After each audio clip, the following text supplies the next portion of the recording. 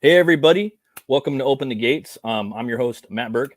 Today we're going to be talking about BECKONED. So if you guys want to give a warm welcome to Jeremy, here we go. Welcome to the stream, brother. I had to let my hair down after that intro, dude. You got to, man.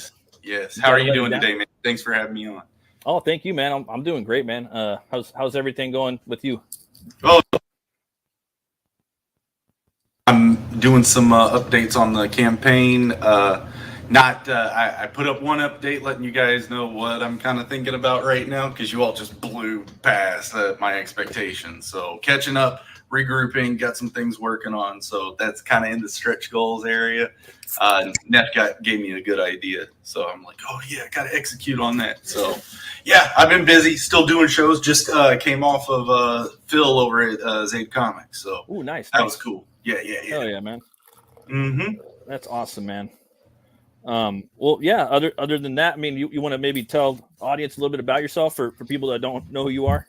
Yeah, sure. I'm a guy who's just always kind of colored and drew and went through high school and all the art classes all the way to graduation. And that's when I did my first drawing for this whole world in design. So coming from that, I got into Savannah College of Art and Design based on a portfolio because my grades weren't great because I got detention all the time for drawing. And then I draw in detention. So this is, it's all about time spent, guys. Same here. Anyway, so got through a couple of years of college and then just I couldn't afford the tuition anymore. Moved back to Kentucky and worked at table serving jobs while I was also doing caricature work at the Louisville Zoo, but gas money wasn't doing it all that great for there. So I picked up tattooing, an apprenticeship for just a few months and then got licensed and was doing tattoos. And then a few years after that, went to California. Street urchin, working at Staples, just doing the art, slinging the art on the side, just kind of like fine art. Hey, guy, you want a tattoo design here? Hey, you want a logo design here, or this or that, T-shirt design? So my buddy Joe Catapano and me went to the same high school, and he's the guy who did Star Circuit. So we've worked together at studios before, game studios, and we've lived together. And I love the Catapanos, man; they're awesome. But he started doing Star Circuit when I started making my video game. So my older brother, is the programmer of it. It's free on Steam for the prototype. It's an experimental JRPG. I'm animating all of it. It's sprite-based, but it's built in Unreal 5 right now. The version you'd be playing there is still in Unreal 4. But in the middle of that, I called Joe. I was like, I should be doing a comic because it's just so much more to kind of control with games. Yeah.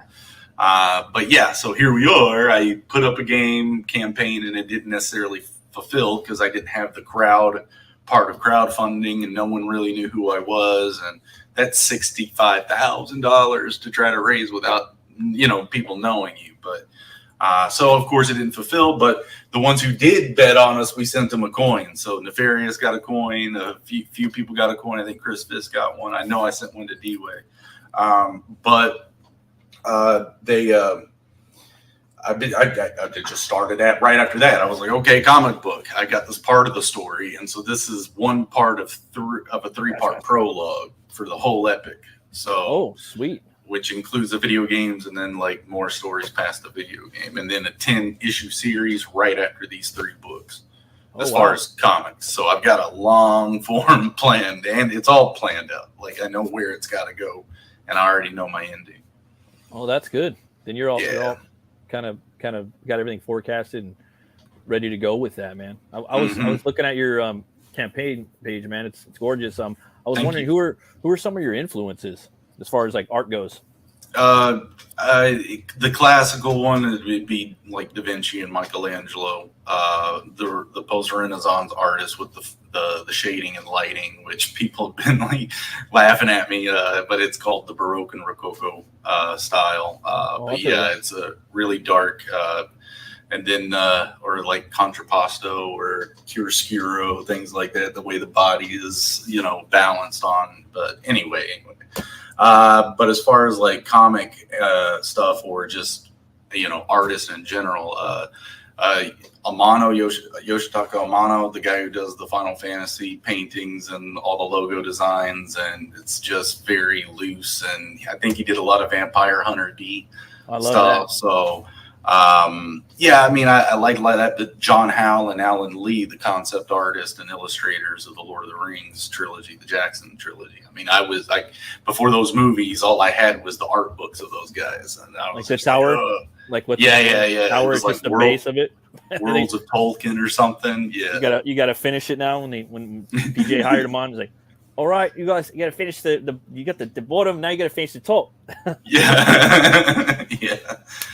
So it's those were huge inspirations as far as that. And then I used to dungeon master and both in Dungeons and Dragons and in Rollmaster, which I prefer the system to that. So all the rule books that have all the modules and the arts in them and stuff, it was like all that stuff I was trying to do. I was doing that in a comic book shop, so I was surrounded by comics, so I saw a bunch of comics, and but I was too busy drawing kids dungeon characters to make pizza money for Little Caesars next door. So so I could come back and keep playing, you know. Yeah, I still eat that stuff. I shouldn't, but yeah. No, nobody should, but yeah. Sometimes it's good. I was gonna say, man, some of your work kind of reminds me of Jim Henson a little bit. Yeah, there's a lot of Dark Crystal inspiration. I love the Ninja Turtles, the original like movies and stuff. Labyrinth. Let's say Labyrinth story. Yeah. I mean, those are giant. I wish they made them like that again. I saw that Dark Crystal thing they did on Netflix, and I thought that was done really well visually. I was like, oh yeah, okay, they kept it puppets. All right, cool. Yeah, so right? Yeah, gotta keep it gangster. Yeah. I think the last one I seen, other than that, was Brotherhood of the Wolf. Did you ever see that one? Oh no. Okay. Well, check that one out. I will. From the director, I forgot his name, but he went on to do Beauty and the Beast. He's got Vincent Castle that plays the Beast in Beauty and the Beast, but he's also in Brotherhood of the Wolf. Brotherhood of the Wolf also has an actor that played the Crow on TV. There's a TV version of the Crow. Oh yeah, I remember that guy. Yeah, I think he's a Japanese or Hawaiian dude. I'm not sure. Part of my miss he was awesome. Whatever he is. Yeah, but he's a badass in there. Nice. But the wolf, it's about the Beast of Gévaudan. Are you familiar with that? Nope. So that was like the real like historically like documented werewolf case that actually happened in history, where theoretically this wolf was in the Gévaudan, pardon my French, figuratively and literally, France, and it was going around murdering people. I think it killed like 120 people, and so King Louis like had all these bounty hunters going to search for the wolf, and later on they kind of found out that it was probably this guy that had a what's called I think menagerie. He had like a little zoo, and he was crossbreeding animals and stuff like that, and they were getting out killing people. I mean, there's a lot of theories, but they took that theory and made a whole movie on it, and then twisted a little fantasy into it, and then used a little bit of dash of Jim Henson. You know what I'm talking? All right, yeah, I'm gonna go check that out. Yeah, it's long though. It's weird. Like Pan's Labyrinth is kind of like the most recent one I've seen that started like, and so that's Guillermo del Toro, and I really wished he did get his hands on that Hobbit trilogy. Oh, yeah. Just for fun, right? Like just to see what he would do. What's your favorite movie, man? Lord of the Rings trilogy. It's pretty obvious. As far as stories, I really like Memento. Like how it kind of pieces itself together. Because it's immersive. You get to understand the characters like issue there. But I like all kinds of movies. I'm a big kind of movie buff. But kind of the old 90s stuff, mid 90s stuff. Did you see Insomnia? Yeah. That was like his second one, because all of his movies are based on phobias. Like when he was getting in there, I think that one what the first one was memory loss, and then Insomnia, sleep deprivation. I think he did Batman Begins after that. That was the just phobias in general. Yeah. And then I think Dark Knight was supposed to be chaos. I don't know. And then he did Inception, so that was a type thing. Yeah, I like Nolan, man. He's pretty awesome, dude. Well, shoot, man. I was thinking you want to take a look at your campaign. Maybe we can go over it a little bit. Sure.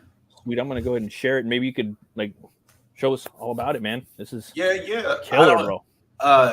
We don't have to play if you don't want to, but guys, you guys got to go check out the trailer that Dying Days made for this. He took my artwork and just made it all move, and it looks. Let's play sick. it. I love me some Dying cool. Days. Cool. Hold on, you probably don't hear the audio. Give me a second. Sorry about that. My bad. I got you. There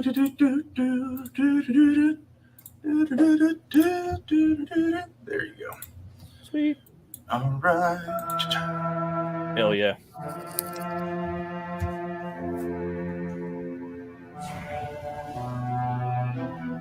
Yeah.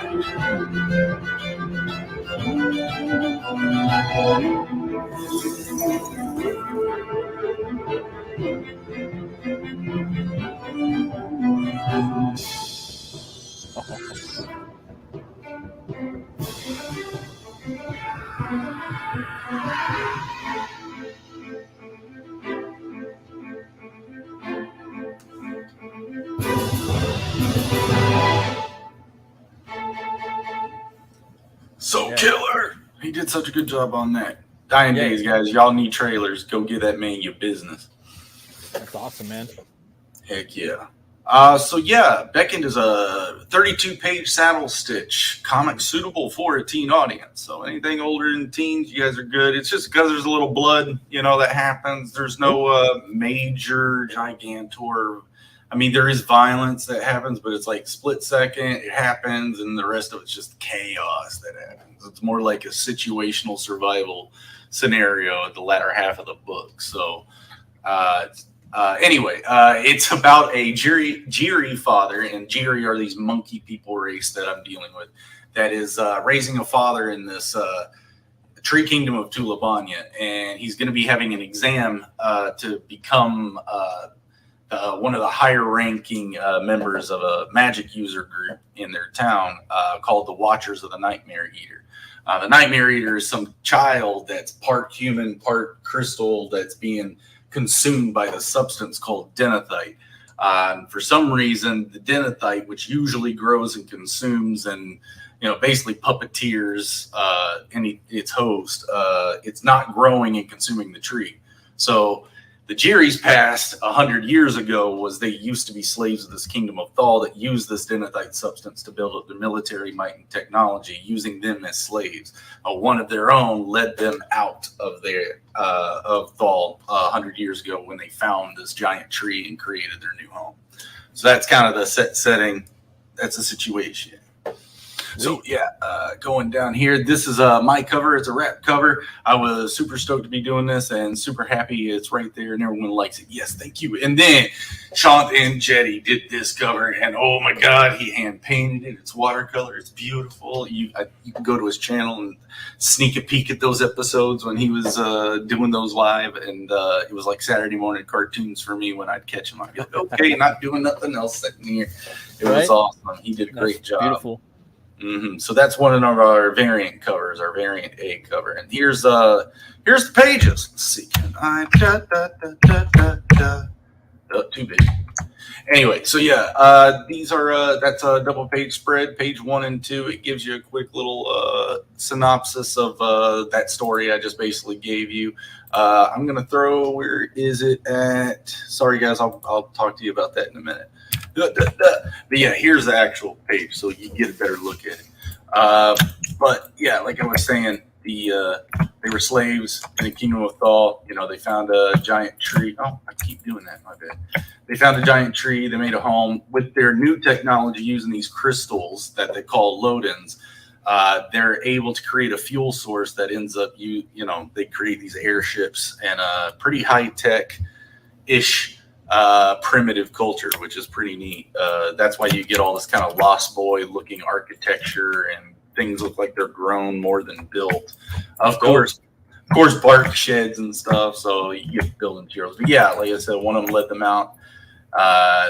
They're making the tech. Yeah, so yeah, cool stuff. Lots of detail. Really like it. Back to campaign. And you can check out the rest of my interiors right there. He has a mentor called Sarfagan that's kind of like his father figure and mentor through all of this magic stuff. So the magic is fractal-y. It's a layer of reality that they're not aware of unless they meditate on these stones in this chamber, and then boom, their brainwave frequencies match up with the frequencies of the stones. So with that phase match, they're kind of realistic in a way. It's fun. I'm playing with that. I want you know what I mean? Like it's probable in some ways. Like the further we go into the future, you know. Yeah, I wanna suspend your disbelief. You know, the further I can, the better. You know, your immersion. So yeah, some stuff goes on. You know, I have a character breakdown here, so you can kind of learn who these characters are. We got Tempestro. He's our main guy. You know, he's the father. He's the tuner that's going in for the exam. We have his wife and child, Eulafi and Sardige. Sardige is named after his mentor, Sarfagan. Sarfagan was there 100 years ago and helped Morthus, this character down here, lead the people out. And Morthus now is the leader of the Watchers of the Nightmare Eater. So he conducts all that stuff down in the chamber. The Watchers are right there, so that's kind of what everyone looks like. They wear these masks because you don't have to see. Once your consciousness is taken over by this shell or the Shadrea, sight is no longer even comprehended. So it's just all, you know, mental stuff. So yeah, that's the Nightmare Eater, the part human, part crystal, part, you know, Denethite child. But yeah, here are the books. This is my wrap cover. This is a Tevenant color edition. That's my last name, Tevenant, Devino, however you want to do it. It sounds great. Just don't do Trevisnot or any of that. Anyway, back to book. It's a wrap cover. I was real happy to get that down. It's a saddle stitch, like I had said before, about current size, so that standard size. I want to fit on the shelf the rest of you guys. But yeah, there's some interior shot right there, which was above. Then that's that wrap cover right there that we are offering as a poster that's in the add-on. So please, when you do purchase, if you want a big 18 by 24 poster of this cover so you can see all the details and stuff, which I do have another example of right in here. It is cover. No, there we go. And we can zoom in, see all those details. And you could only probably see all of these in the poster. And I'm talking about all that cross hatching. Once it gets shrunk down to a book size, you're going to start that's all going to start to blend together a bit. But yeah, there's tons of detail, guys. Get the poster. Right now it has no shipping because it's in the add-ons. Once I take it off the add-ons here soon and update my page feature or the tiers, which we'll get through here in a minute, the shipping adds to them. So go ahead and get them now. Make me go broke on them. That's another zoom in shot. Like so for all of you who don't get to see that. But yeah, there's that shot cover. Look at that. You can see the watercolor texture paper under. It looks so good. What I like about his art is everything is fluid. Like not only is it fluid, like moving all the time, but it looks wet. Yeah. He did a bang up job on that thing. And so I also offer these grayscale versions of the book. So yeah, you can get the grayscale version of my cover, and then the interiors are also grayscale. So the whole book kind of takes a different tone. Some people said a more serious tone because the colors liven it up a bit more. Definitely, dude. But I'm psyched about this one. I'm psyched. Definitely going to switch it, dude. It's definitely going to make it definitely more dramatic. You know what I mean? And then my buddy Joe Catapano did an action cover for me. Look at this thing. Yeah. We got Denethite tentacles attacking people. It's chaos. Yes. Anyway, so yeah, artifacts of Divanis are these little extras I've put into this stuff. So these crystals, or these Lodens in the world, that's what they call them. I've been making them out of acrylic. I molded a crystal and out of a silicone mold, ended up pouring these crystals, and I can dye them all these different colors. and swirl them around and make those some parts transparent, some parts with the color in them. But they're fun. They're either thrown into this feature perk, which is the best deal you guys can get. Again, make me go broke. You get basically the free crystal in there and like $10 off. So if you do the math on these books, it's $70 for all four. You know, if you just go straight across the board, but you're getting it for $65, and I'm throwing you one of my $5 crystals, throwing them in there. But in the end, you can get the whole collection of crystals too for $25. So you do the math there. Obviously, I do art and not math real well because I'm giving you all deals. Anyway, the chime cube, that was good. I'm gonna remember that. The chime cube. These guys are little trainers for the young ones in the world, or in Tulebanya's culture.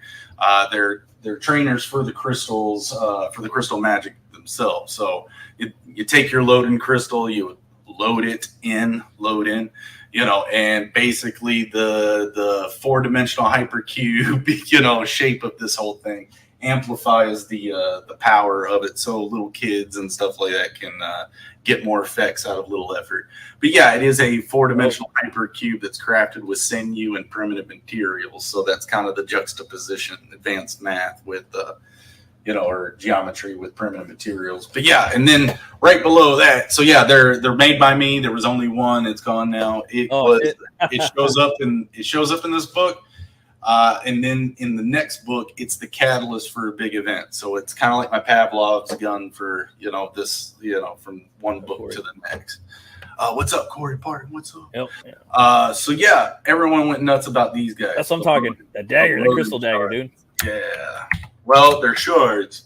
But yeah. That's awesome. But yeah. So these guys, they're real cool. They come with a belt frog. So if you like cosplay or going out to your Ren fairs or whatever, you can wear it on your belt. It also doubles as a stand. It's bendable.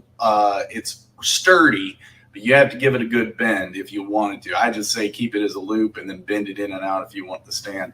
But it does conform to the hilt. Kind of pinch it tight. Again, it's pretty flexible actually. Like, you have to give it a good push. But yeah, that also protects it and keeps it sturdy. So again, that's acrylic cast off of a mold that I made with silicone mold. And then this is again sinew woven and then braided leather right here. It's got a good grip. And then there's an extra crystal in the pommel, an extra load-in, which is our chrono load-in, which does have the properties of hover, which makes the knife lighter. Oh, nice. Use your imagination. But yeah, it's balanced, cool. I like them. I love spinning it around for you guys like that. Giggity. But yeah, those things are awesome. And there was only 3 of those available, and they were out. They were sold. They were gone. Real quick, huh? Oh, very quick. Quicker than I wanted, but then again, I wanted that too. That was awesome. That was wicked cool. But yeah, I've already got one of them started. So I've got, you know, the one shard's already casted and colored. I got the handle already started. So got a good start on them already. And then you guys blew past the stretch goals. You all got right there on Bancroft. You guys got unlocked the stickers already. And now that we're right there, real quick, let me give you another sneak peek of what I've been working on right before the show, which is this. So I'm working on a stretch goal graphic. You guys love making fun of the fractal things with me, so you get a stretch goal fractal. All right, so I've got stretch goals for this, and I'm dealing with this right now. I'm still playing around with it, but you might be seeing an update on the campaign where this is at the bottom of it to keep us on track of how many stretch goals to keep us pushing forward. All right. It's got a whole leveling thing, level 10, level 21, and 30. But yeah, I had to make 8 of them. So yeah, once we get up here, you know, the gaps might get a little bit thicker to get us to that max. But yeah, level 80 to 100. So yeah, let's go. Let's go, guys. Anyway, that was that sneak peek there. So yeah, if you want to talk about tiers or perks or whatever, like I said, the only one you should even care about is this one. It's just the featured one. It gets you the best deal. The shipping on them is $10.15, just like it is for the others. So if you want to give me the single one, cool. That's great. Love you. But you're just missing out. So yeah, anyway, the cover collection has all 4 covers and an extra crystal. And at the bottom, it's kind of tiny. But it does say there's a PDF version that's included with any physical purchase of the book. So it doesn't mean you get 4 PDFs. You just get access to one of them, and it's going to be my cover with my color art on the inside. Like I've been saying, if you're going to pirate anyone, pirate my art, not the other guys. So you'll get access to a PDF that's just the colored version for every single physical copy. Not this one. Again, that's for every, you get what I'm saying.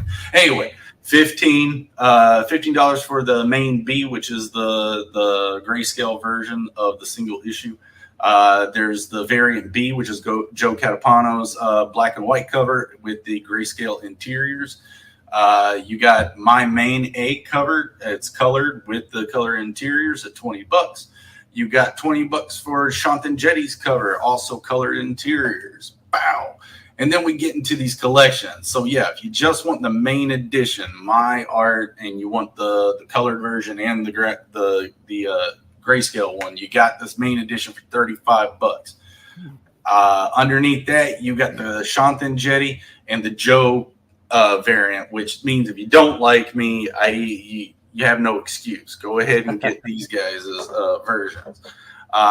Underneath that is you have the Art Bros collection. Me and Joe Catapano actually do Art Bros.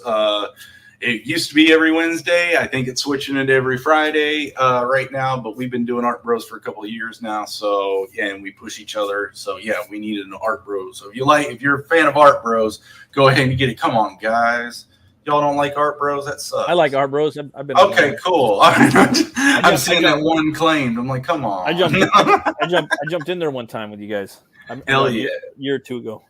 Hell yeah. So then we got the color edition is if you just want my colored wrap cover and Shantan Jetty's cover with both of them being the same colored comic on the inside.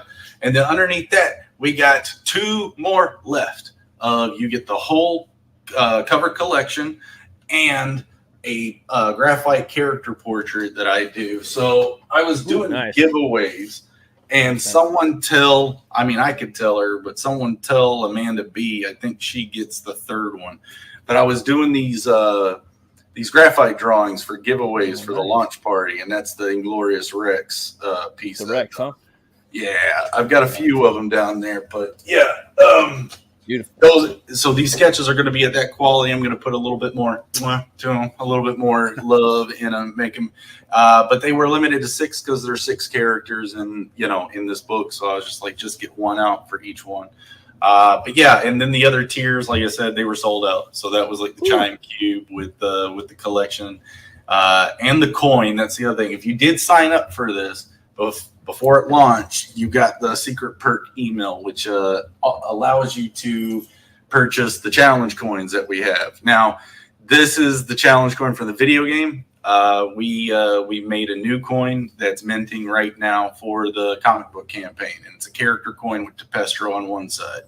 So if you guys are familiar with these coins or you've seen them in the emails, please use that secret tier email for yourself. Use those links. But yeah, and on that for those secret links with the coins, the top featured tier is basically in that secret email. We have a package just like that instead of you getting the crystal with it, you get the coin, and I think it's like it's 70 or 75. Anyway, it's the best deal you can get. Is the challenge coin of the 4 covers. That's awesome. But yeah, guys, go for it. Everybody should jump on this. He's got everything laid out. You're going up to like 12 main story. This is just the prequel, right? The first issue of the prequel, and it's going to be a trilogy prequel, correct? Yep. Yeah. So you guys got to get in the ground floor. A lot of the special stuff still available. So you guys definitely come and back this book. And part of my worth every cent. Part of my updates today was thanking you guys for all that and letting you all know that I am going to be moving things around on the campaign. So as it stands right now, it's still good to go. Go get that poster. It has no shipping. Don't go, because once I switch all this up, the shipping will go back on it. So I'll have new new collections of perks out there to replace some of the ones that have been sold out, or maybe I want to push some of these stuff from the add-ons out in your all's faces a little bit more so you don't miss them. But yeah, I already got an update. Yeah, thank you all. You guys that rock. Poster. You're gonna kill me, but that poster would also be sick in black and white. It would. Well, there's a lot of black and white stands out there like me. That's but I cool. love color. I didn't love think color about too. that. I love color just as equally as much. You know what I mean? Like sometimes, like again, if you do the black and white, it turns things kind of like dramatic a little bit and it gets a little heavier, but then it also sucks some of the life out of it too in some ways. Dude, you know what I mean? You should, yeah. You know just you just had my mind going, dude. Like black and white version of that. I'm sitting here thinking how, can I do it? Would I do it? Some people like to, me, I don't, but some people like to, maybe smoke a bowl and like they could put it up on their wall and just kind of stare at it for a minute. You know what I mean? Mm-hmm. Have a little brandy, put on some, music in the background. Yeah, obviously course. you could do that with the color one too, but some people want to see every fucking line throw or Right, line pull. right. You know what I mean? Yeah, for sure. No, that's why I'm thinking, ooh. Sorry. Yeah, I mean, we might do it the next campaign, but then again, who knows?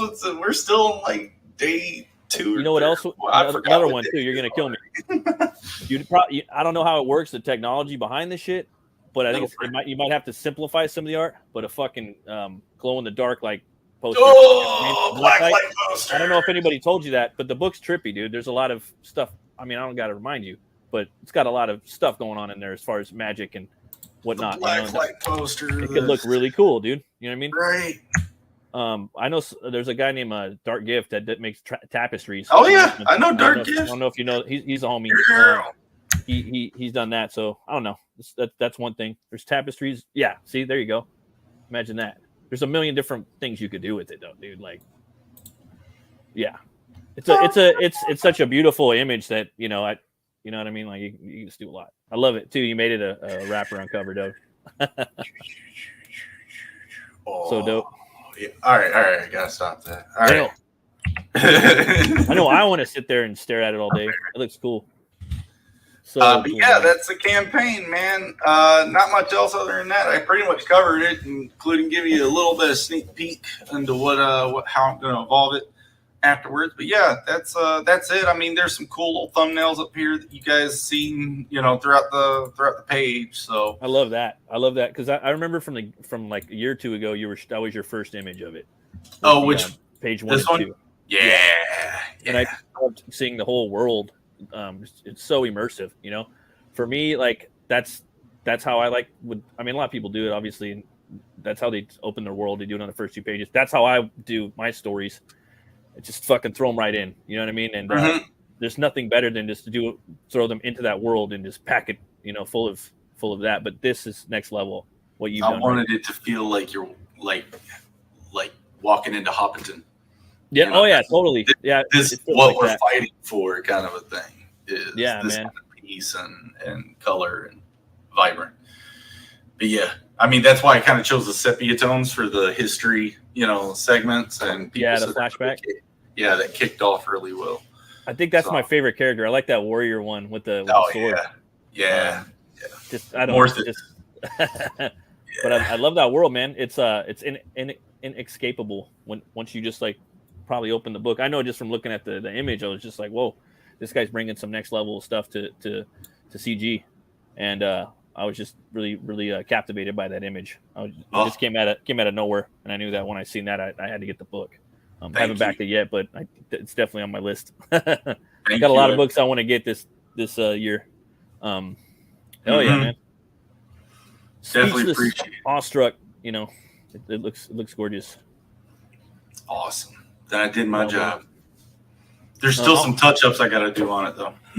So there was someone who mentioned some contrast things that I could do to improve it. I'm like, yeah, you're right. So I'm going to go back and do those. Yeah, sometimes people, they give their 2 cents, but sometimes, man, to be. I think you got the third giveaway sketch. My number 4 and number 5 backers ended up refunding that night for some reason. So yeah, I think you were backer number 6, and so you get or something like that. Yeah, I had number 1, number 2. We didn't see number 3. Yeah. Anyway, I counted it up. I know you're not 3, you're 5, but on my list, those guys ended up refunding. So, or the third one refunded. So you're the next, and 4 refunded. So you're the next one in the list. So yeah, I don't know. I don't have them on my list now. You're the third one. So, yeah, just congratulations. Yeah, you get a giveaway sketch. Yeah. That's and yeah, awesome. Go use that coin email. It still works. She was on NIF with me last night. She was in the chats, and so she was like, "Oh, that email you sent." I was like, "Oh yeah." She was like, "It said it." I launched it. I sent out 2 emails. One was the day before launch, and then the one I sent out right before it launched, and I was on Bancroft. I forgot to switch the header title, so it emailed everyone saying it's launching tomorrow. So I was like, no. Always tricky with the links, man. It's always, it happens to everybody. You know what I mean?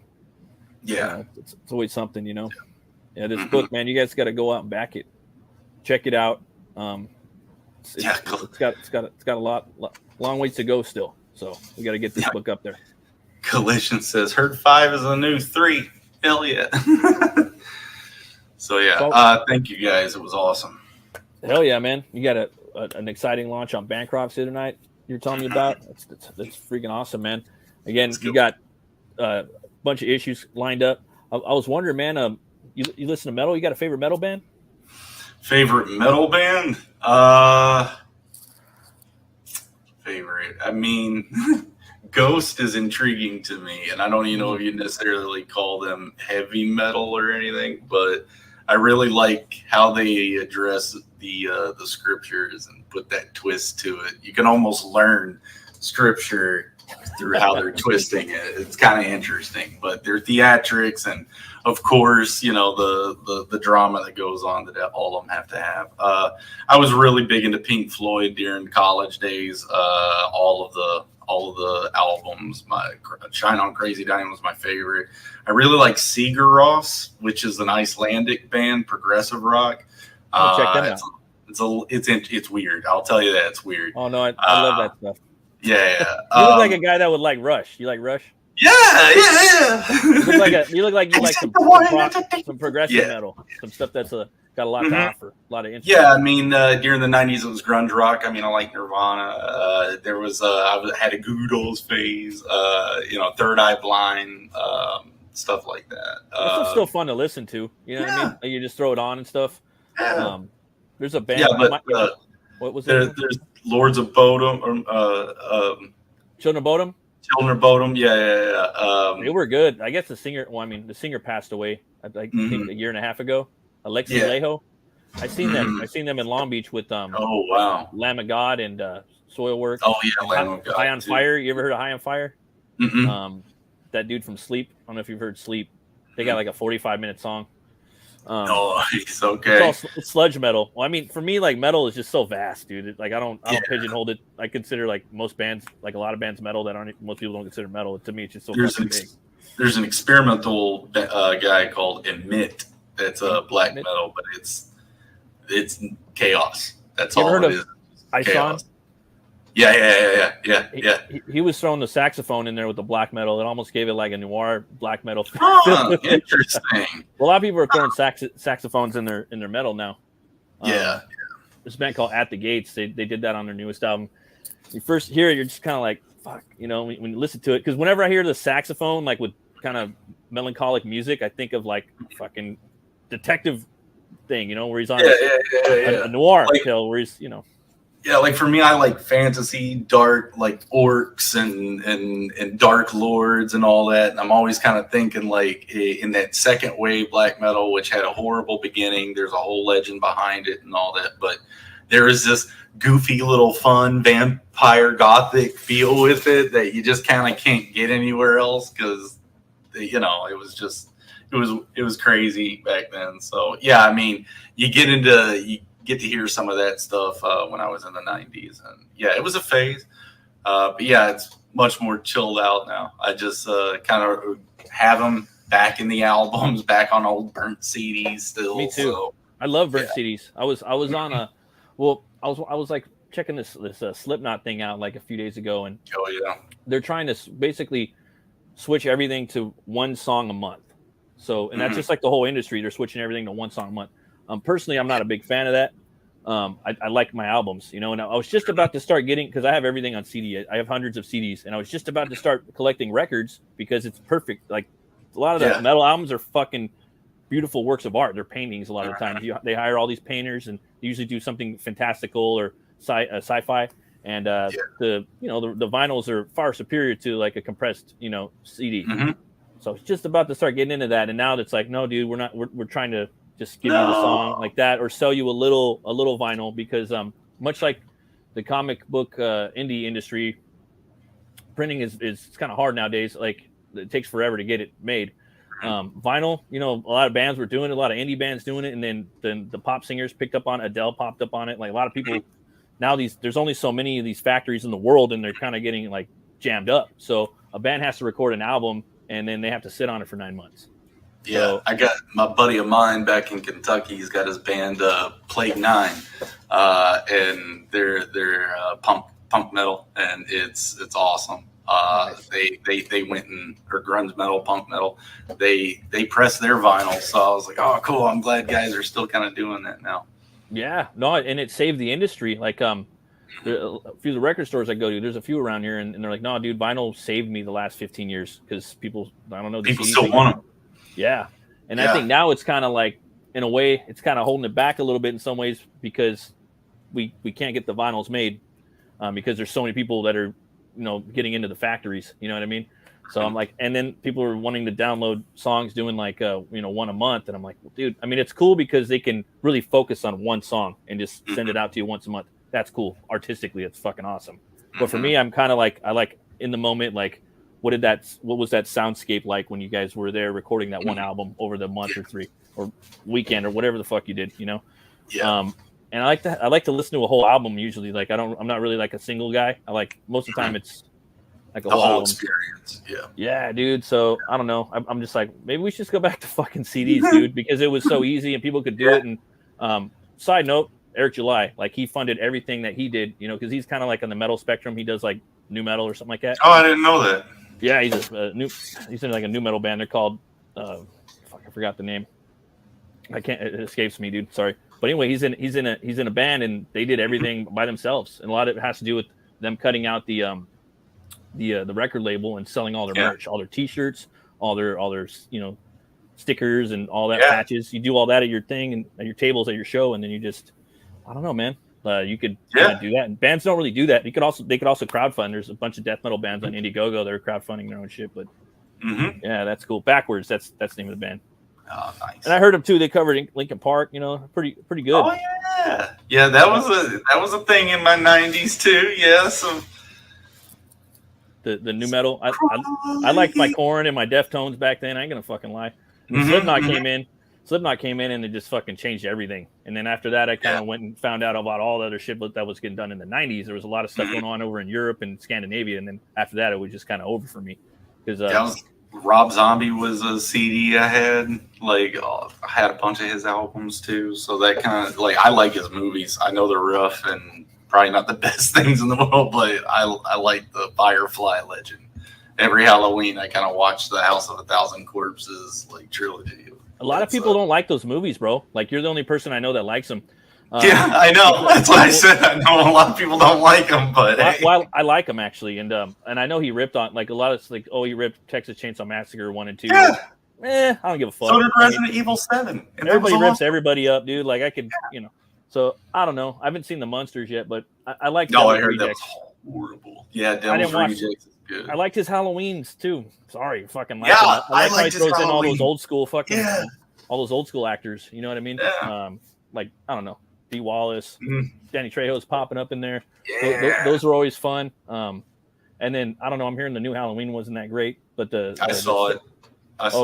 So you seen the new one, and then you had Rob Zombie's like second. Remember his Halloween 2? I thought that one was pretty cool. Like, I liked his origin one a lot. Yeah, this one, It seemed unfocused. It seemed like it had like too many writers. They were going to they tricked the audience. We're gonna go this way with it. We're gonna go this way with it. We're gonna go, and in the end, it's like, oh yeah, that all went really bad. Oh well, I'm glad we get to move along. It's like you helped some people murder some people. Right. Like you just get out of this just easy. You just help people murder. Oh my God, we still gotta look at them like they're the hero or good guys in this. And it's like, nah. I like the firefight shit, dude. That's like you were saying earlier too. Yeah.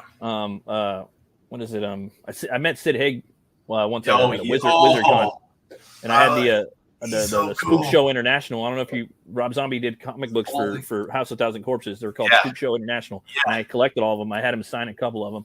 But he was cool, bro. He was real down to earth. He was like a property. He just owned some property and stuff. And that was right around the time that the Punisher with Thomas Jane came out. I went down in Long Beach and seen it, but that's cool, man. That's funny that you like those movies. Yeah, that they're pretty cool. I see him as a director. That's how I want to be. If I ever had like BECKONED or anything created into a movie, I'd want my hands in every little part. I mean, I obviously like making props and stuff, and I've done set design, and I've been in plays, stage plays, and so it's like musicals. But yeah, I mean, I'd love to realize a vision like he's able to do. You'll probably do, even though as depraved as it may be, it's you always want to take a shower after watching this movie. Yeah, they're pretty gross. But I mean, that's horror, though, man. You're not the thing about horror, right? You're not supposed to feel good when you're watching horror. Then it's horrific. I was going to ask you, man, what do you think about Robert E. Howard and Conan the Sword and Sorcery? You like that stuff too, probably, obviously, right? I mean, of course. Ralph Bakshi's like Fire and Ice animation was pretty cool for me. Like, I mean, of course, it kind of like glorifies the Frazettas and stuff that we really liked. You like Frazetta? Yeah. I mean, it's not obvious, but it is obvious. Sometimes I could ask you and be like, nah, I don't fucking like Frazetta. You know what I mean? I would really want to hear someone's reason for that. Because it's got to be a small little taste thing.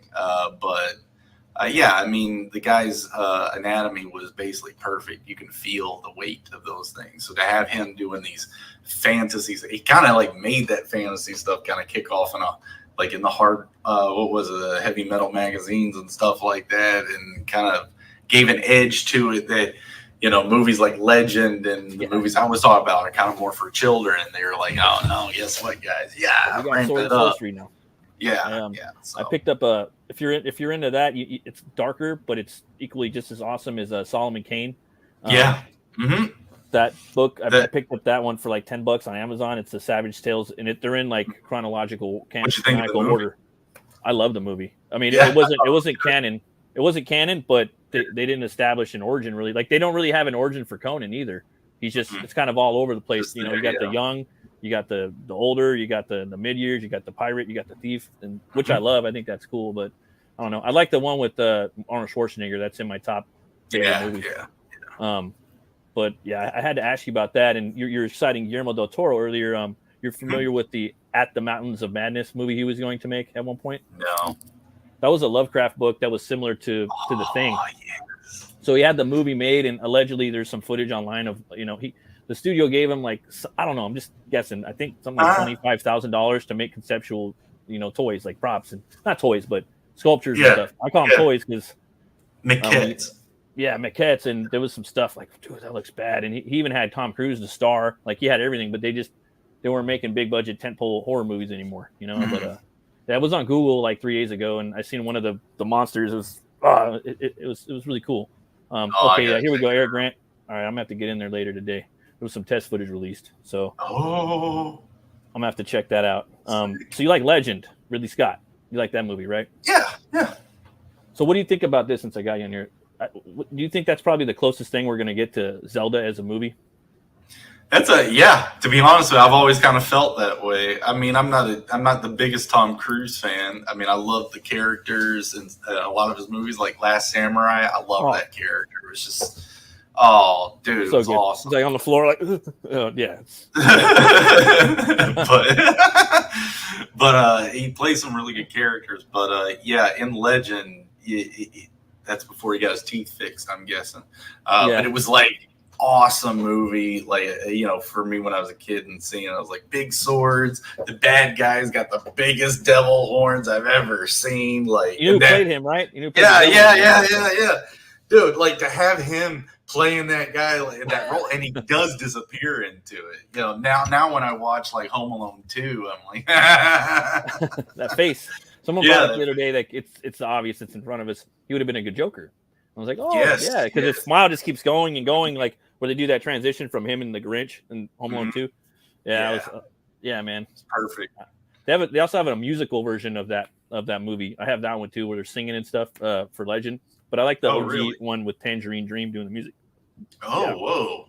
Tangerine Dream doing it. Okay, huh? Well, that's just the regular theatrical one. That's the one we all know and kind of love or like or whatnot. But I had to throw that one in there because I know you're doing video games. You probably know of Zelda and it's fantasy. And I'd love to see a freaking Zelda movie, man. That would be awesome.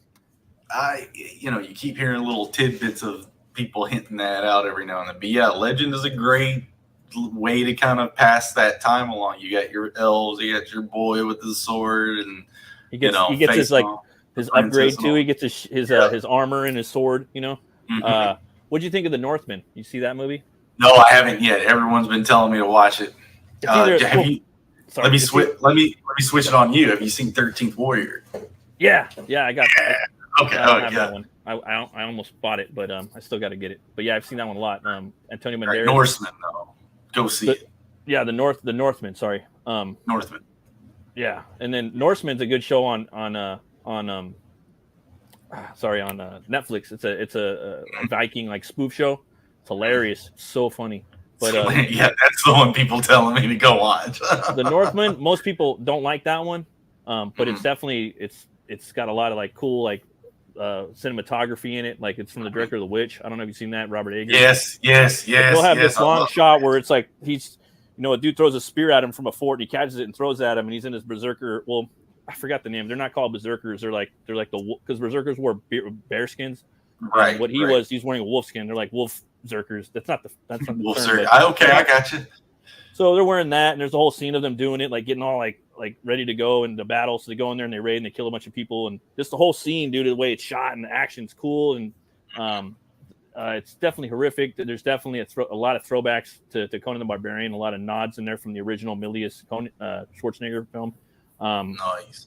Check it out. It's not as epic as you think it is, but it's more of a revenge story. It's kind of like Hamlet and whatnot. But I was going to ask you, man. I don't know if you drink, but you got a favorite beer?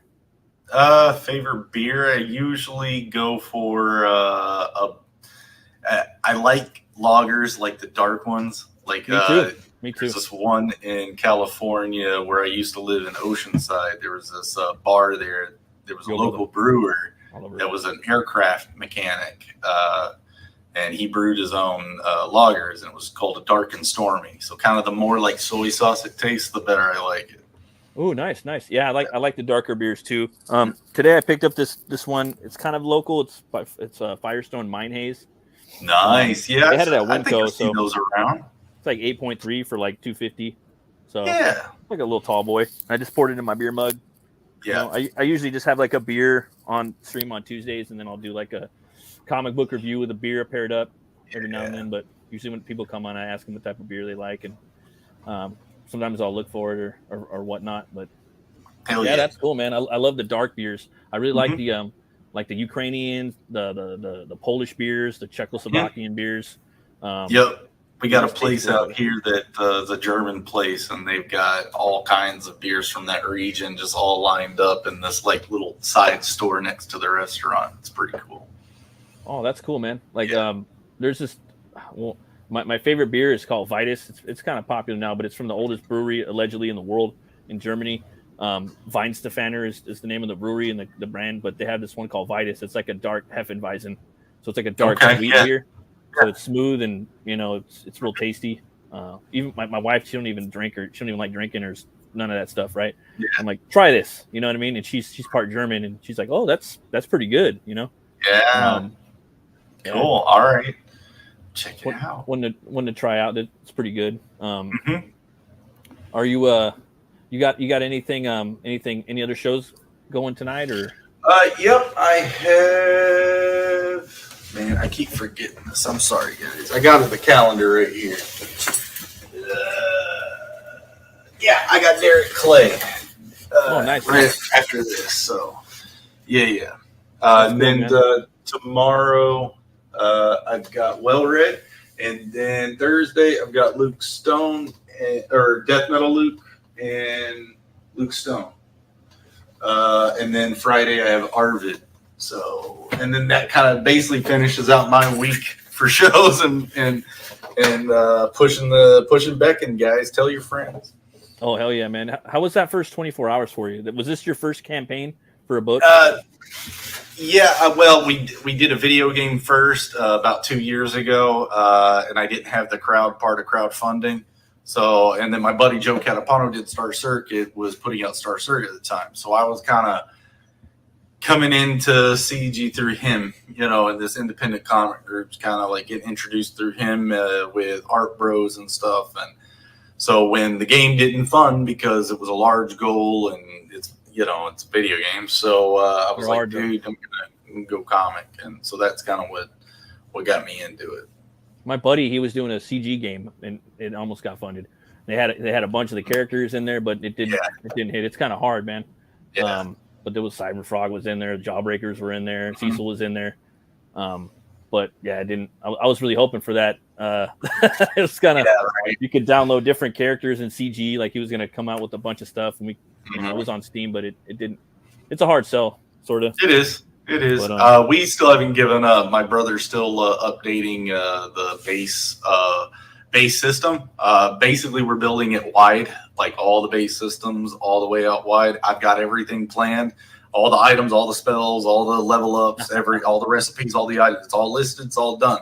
It's all built out wide. So he's fine tuning all of that, and then we'll try to crowdfund it again, and that's where we'll build up and fill in the levels and build the bosses and get the art help because I can't do all that by myself.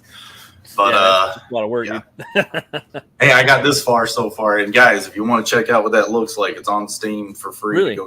Go play the prototype. Yeah. And then there's one for this for this as well, right?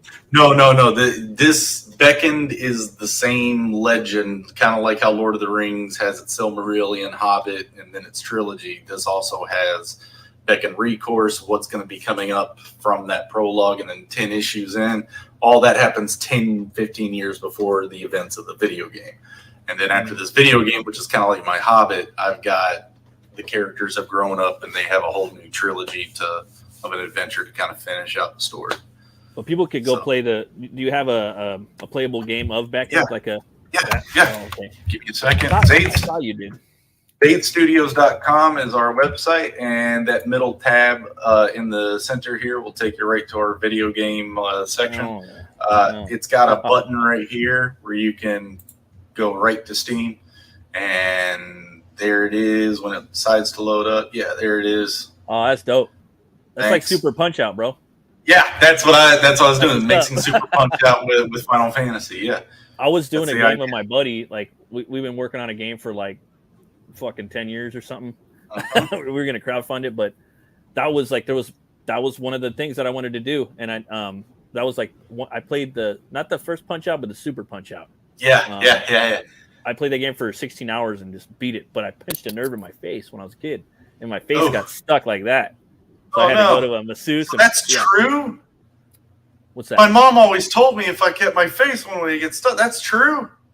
Yeah, no, yeah, oh, totally. No. I mean, it happened to me. I was like, I don't know, I was a teenager or like 13, 14, 15, 12, something like that. But I played the game, dude, and I just had to beat the game. You know what I mean? And I love like Bear Hugger, Bob Charlie. Yeah. You know, you're sitting there like right. It's just a really cool like setup, and there's not too many games like that right now. That I've I mean there probably is more now, but I remember like, you know, thinking like I hadn't seen too many like it. Real quick. So the enemies in this, they attack you from 3 different directions, and just like in Punch Out, they have a tell and then a swing. So there's a real time kind of strategy to that while you're taking turns, and like a Final Fantasy game, you can cast spells or use items or. This is so immersive, dude. I have like a lot of combos too. Different questions I want to ask you even about the campaign, but I'm not going to do it because I don't want to like open up. Fine. I don't want to open up any like areas of spoiler vision, you know. Oh yeah, that's the other thing. But the closed Indiegogo page, I even put there for this game, so you guys can see how hard I went at that. Like there was nothing really wrong with it, except I didn't have an audience. I didn't have the outreach. So, and 68K goal is pretty heavy when you don't have that. But yeah, you guys can go there and check that out anytime. I'm not embarrassed. I thought it was awesome. Oh hell yeah, man! You should be proud. You know. But yeah, BECKONED RECOURSE though, guys. Go if you want to see more of this stuff. Go back this. Go back get yourself a coffee. He's got everything lined up. You know, there's going to be a multitude of books. He's got the whole world fleshed out. Obviously, you guys got the game. You can. That's the thing about that I love about this campaign, man. And what you've done, you've made a whole immersive experience. You know, I mean, it's a very exciting every time I see it, and it brings, you know, a lot of the different stuff we talked about, movies and games and stuff. As a kid when I was growing up, it makes me think about that, and you know, all the different high detailed art that you've done and different versions of the books. It's just really captivating. Anyone that sees this, you guys got to go back in. It's going to be a perfect gift for somebody. You know what I mean? The holidays are coming up. So yeah, definitely. Yeah, delivery on this will be in August of next year. It's an overshoot because I've actually all my extra stuff other than the printing is all in house. So, I mean, like I said, we already got the coin that's being minted right now. So that other than that, everything else I make. Other than the book and the print. So, and that's what's happening down the way. I've got some stretch goals happening. I'll make the update, and then that kind of gets out of my hands a little bit more. But we're not talking about too much. We'll be good. It's an overshoot. I want to get it to you guys early rather than late. Yep. So yeah. That's sweet, man.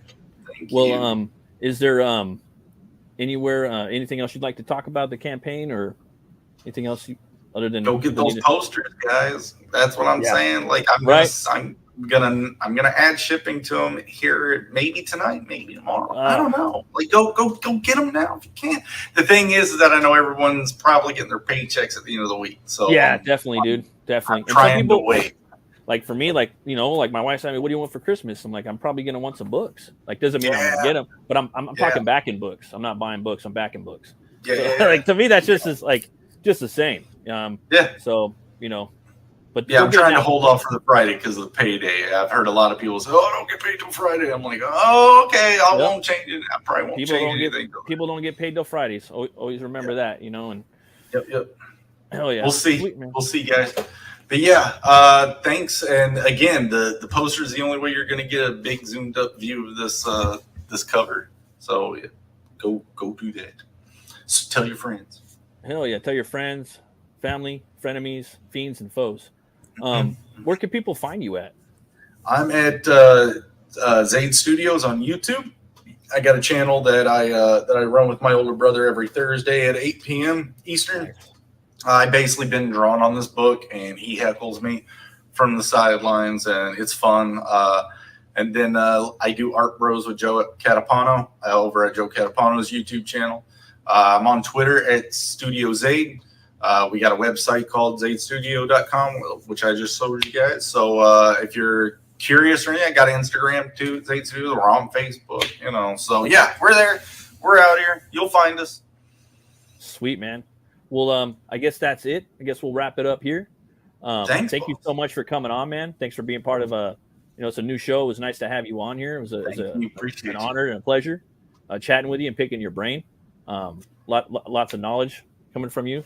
All the different stuff you can do. It's very impressive, and your book looks phenomenal. Appreciate that. Oh, hell yeah, man. Thanks for everybody for watching. Just remember to be bold, be brave, and remember, roll the bones to know your role. You guys have a great day. Bye-bye. Bye.